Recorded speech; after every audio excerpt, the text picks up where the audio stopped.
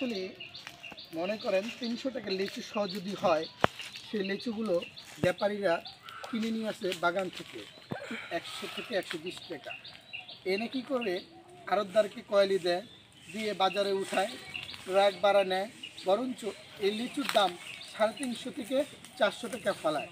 তারপরে তারা বিক্রি করে। বরঞ্চ যে কৃষক লিচু বাগান করছে, সে লিচু গাছ লাগাইছে, সে কিন্তু ন্যায্য মূল্য পায় না। এই জন্য বলছি, সবাইকে চিন্তাধারা করতে হবে, সবাইকে নিয়ে সবাই বাঁচতে হবে। তাহলে কি হলো, লিচু বাগানের মালিক যে আছে সেও কিছু টাকা বেশি পাবে, এবং আমরা যারা কিনবো তারাও ভালো থাকবো।